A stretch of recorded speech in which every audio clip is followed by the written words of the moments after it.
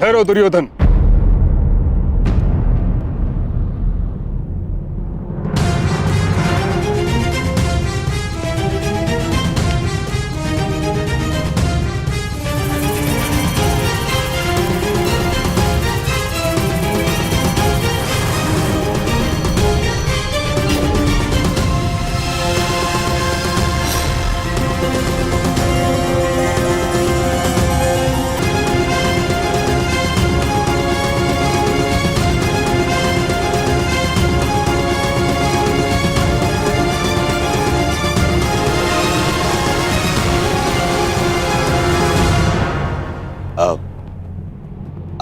आइए पितामह, मैं सौभाग्यशाली हूं कि मुझे मेरे विवाह में आपका आशीर्वाद मिलेगा। आइए।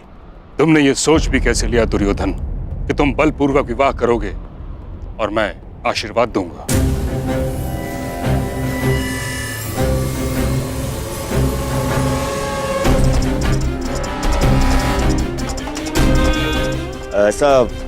ऐसा नहीं है पितामह। ये विवाह भानुमति की सहमति से ही हो रहा है।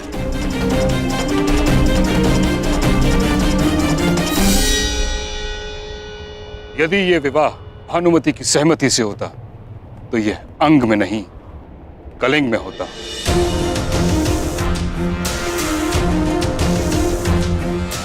तुम्हें हरण करने की आवश्यकता नहीं होती दुर्योधन।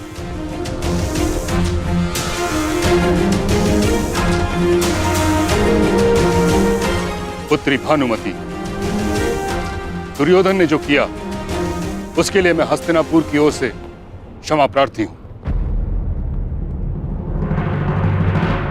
सच सच बताना पुत्री, क्या तुम ये विवाह किसी विवशता के कारण कर रही हो?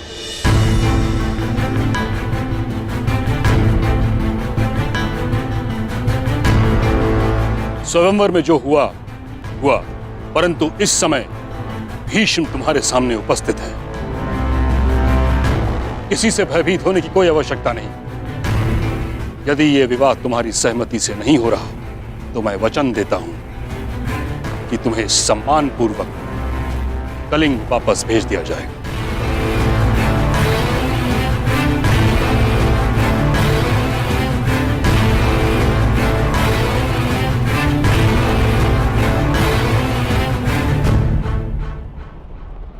मैं सम्मान सहित जाना चाहती हूँ महामहिम।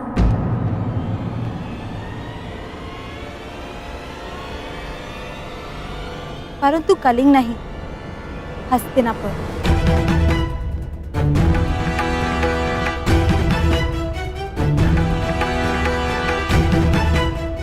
क्योंकि ये विवाह मेरी सहमति से हो रहा है।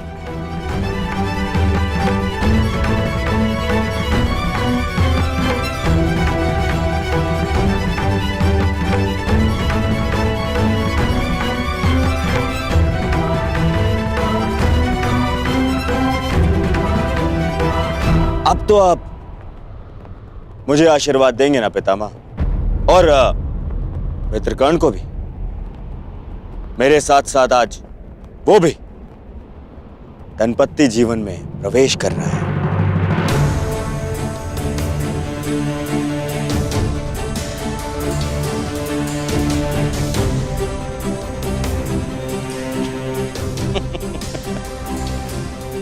ऐसे क्या देख रहे हैं पितामह? कर्ण कुछ ऐसा तो नहीं कर रहा है जो आज से पूर्व ना हुआ।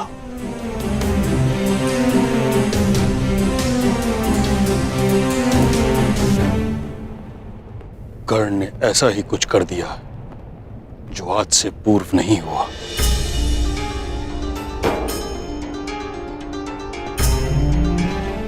ये तुमने क्या किया कर्ण? अधर्मं च लोभं च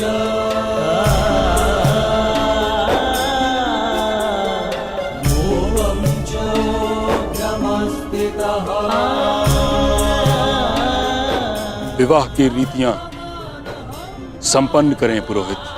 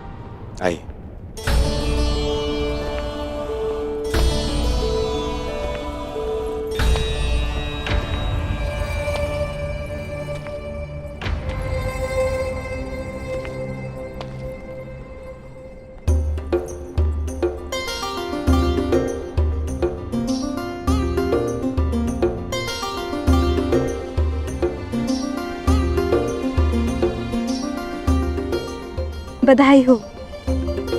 जिसके पद स्पर्श से तुम्हारा पुष्प खिला, उसके साथ जीवन भी सुगंधित बीतेगा।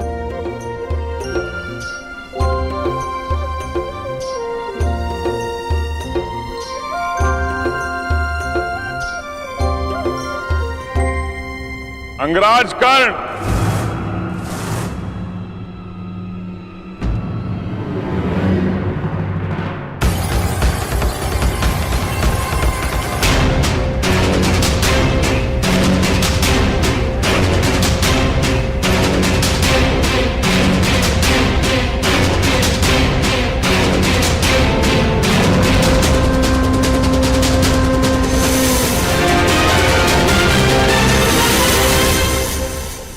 अंगराज कर्ण को विवाह की बधाई। जरासंध की शुभकामनाएं स्वीकार करो मित्र।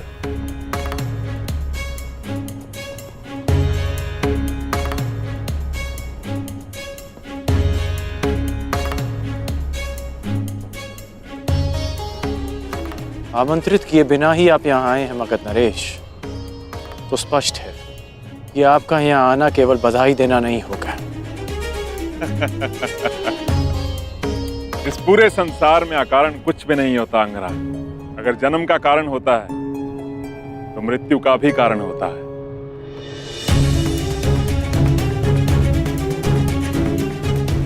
वर्षा आने का कारण धरा की प्यास को बुझाना होता है और अग्नि जलने का कारण घर्षण होता है। और दो लोग मित्रता भी इसी कारण से करते हैं, जो अपने शत्रुओं से अधिक बलशाली बन सके। मेरे यहां उपस्थित होने का भी एक कारण है, किंतु इतना समय है मेरे पास कि मैं तुम्हारे विवाह की औपचारिकताएं पूरी होने तक रुक सकूं। विवाह करो, कारण उसके पश्चात बताऊंगा।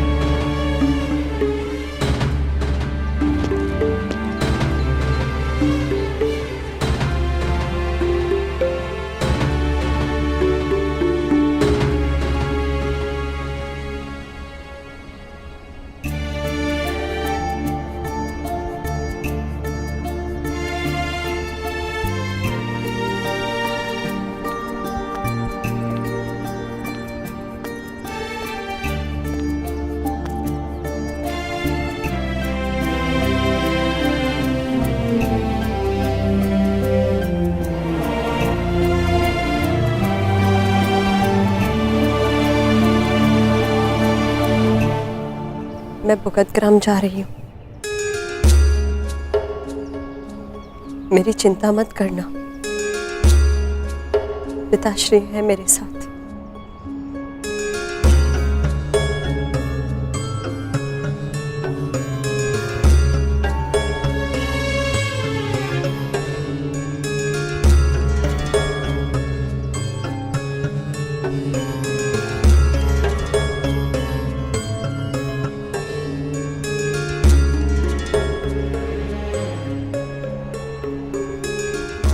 क्षमा करना कर्ण, सुप्रिया को माला देने से पूर्व मैंने उसमें से ये पुष्प निकाल लिया।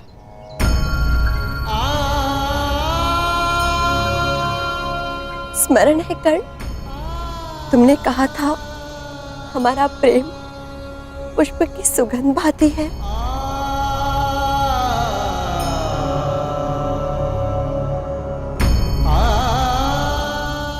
सुगंध जिसे केवल अनुभव किया जा सकता है, स्पर्श नहीं किया जा सकता।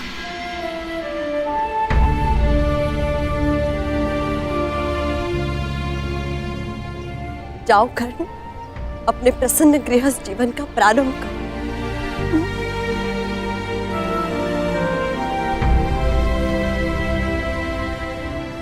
पता नहीं क्यों ऐसा नहीं लगता कि ये हमारी अंतिम भेंट है?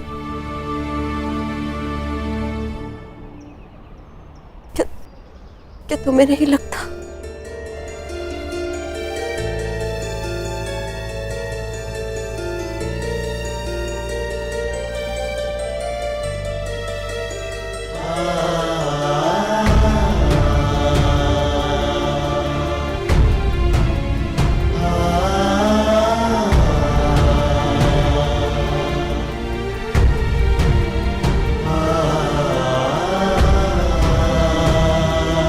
मैंने सदा तुम में अपना नायक देखा है, जिसके लिए उसका कर्तव्य सबसे महत्वपूर्ण है। सदा अपने धर्म पर टिके रहना, जो उचित लगे वही निर्णय लेना, ये मैंने तुम्हीं से सीखा है और वही किया है मैंने। मैं जा रही हूँ कर्ण, परंतु जिस प्रकार एक दीपक के बुझ जाने से प्रकाश नहीं मरता, एक स्वप्न के टूट जाने से आशा नहीं मरती, एक फूल के मुरझा जाने से उपवन नहीं मरता, उसी प्रकार एक सह्याद्री के तुम्हारे जीवन से चले जाने से तुम्हारी यात्रा समाप्त नहीं होगी।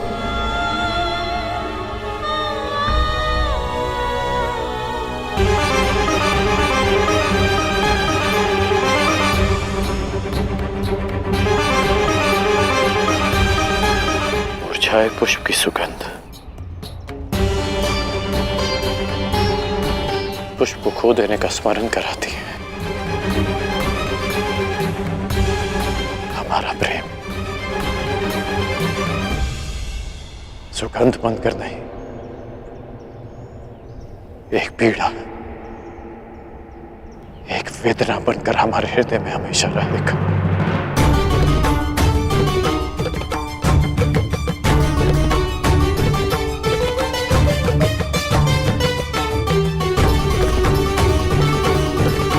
किसी भी रूप में सही करना, प्रेम तो रहेगा ना।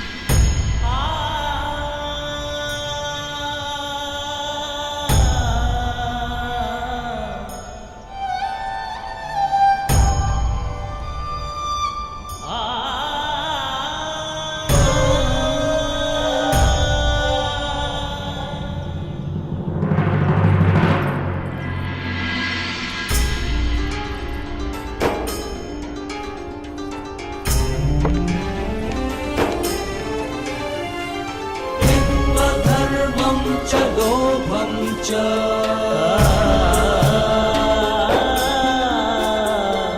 मोहं च भ्रमस्थितः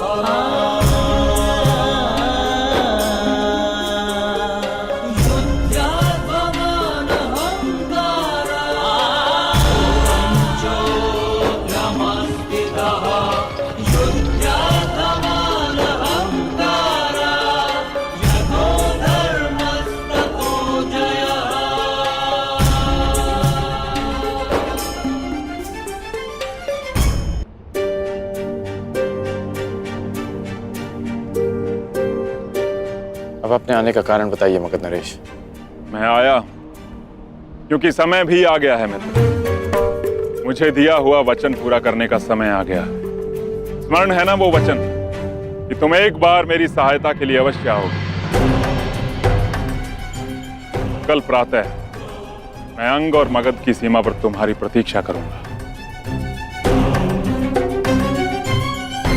परंतु आपको सहायता क्या चाहिए? एक योद्धा की आवश्यकता युद्ध में ही पड़ती है मित्र। और ये युद्ध किससे करना है? मेरे सबसे बड़े शत्रु से। और ये सारा संसार जानता है कि जरासंध का सबसे बड़ा शत्रु कौन है। तुम्हें मेरे साथ मिलकर उससे युद्ध करना है। हम वासुदेव कृष्ण पर आक्रमण करेंगे कल।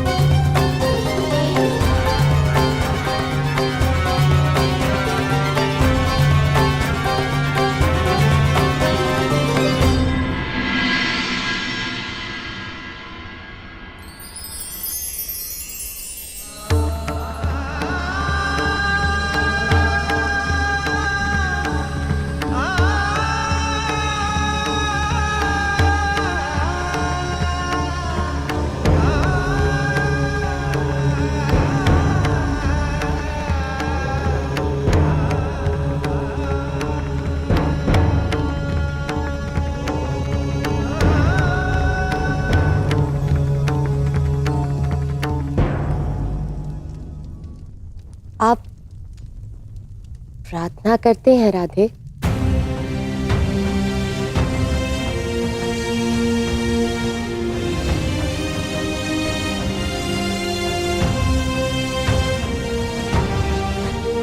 मैं करती हूँ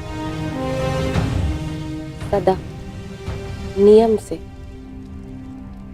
और एक कुंवारी कन्या की प्रार्थना सदा उसके पति के विषय में होती है। तो क्या मांगा आपने अपनी प्रार्थना में? यही कि मेरा पति ऐसा हो जिसके सामने आते ही मेरा शीश आदर से झुक जाए, और जिसके विषय में सोचकर गर्व से उठ जाए। परंतु हर स्त्री की भांति मेरे मन में भी चिंता रहे कि मेरे आराध्य मेरी प्रार्थना सुनेंगे या नहीं। जो पूछना चाहती हैं स्पष्ट रूप से पूछिए।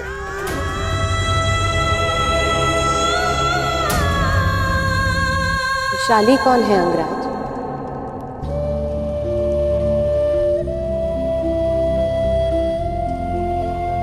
और उससे आपका क्या संबंध है? हम दोनों का विवाह नियति का एक ऐसा मोड़ है जिसकी मैंने कभी कल्पना नहीं की थी, क्योंकि जिस मंडप में हम दोनों का विवाह हुआ उसी मंडप में विशाली और मेरा विवाह होना था। मैं तुमसे विवाह करना चाहता हूं। पहली बार वो मेरा घर नहीं, हमारा घर था। सूर्य को साक्षी रखकर वचन दोकर कि तुम सुप्रिया से विवाह करोगे। ये सूत पुत्र राधेकरण वचन देता है कि मैं सुप्रिया से विवाह करूंगा। विशाली का प्रेम मेरे हृदय में हमेशा रहेगा।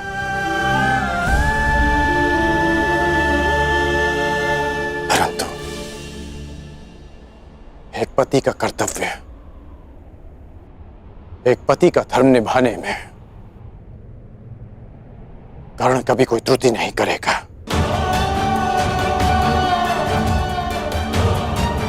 अब हम दोनों विवाहित हैं, इसलिए बस अंगराज,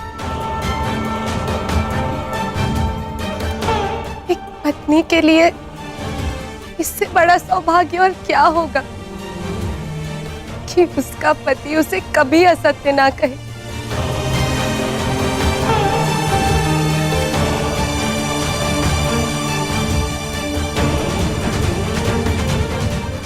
मेरे आराध्य ने मुझे मेरी पूजा का फल दे दिया। अंगराज, आपको भी उसी आराध्य की पूजा करनी चाहिए। प्रतीत होता है कि आपके आराध्य बड़े शक्तिशाली हैं। कौन है वो? कुछ कहते हैं कि वो देवों के देव हैं, और कुछ उन्हें हमारी ही भांति मात्र एक मनुष्य मानते हैं, जो अजर नहीं, अमर नहीं, परंतु मेरे जैसे भक्तों के लिए वो मृत्यु, जीवन और जड़ से कहीं आगे है। आपने भी उनका नाम सुना होगा। वो है वासुदेव कृष्ण। कृष्ण, मुझे दिया हुआ वचन पूरा करने का समय आ गया। स्मरण है ना वो वचन कि तुम एक बार मेरी सहायता के लिए अवश्य आओगे। हम वासुदेव कृष्ण पर आक्रमण करेंगे।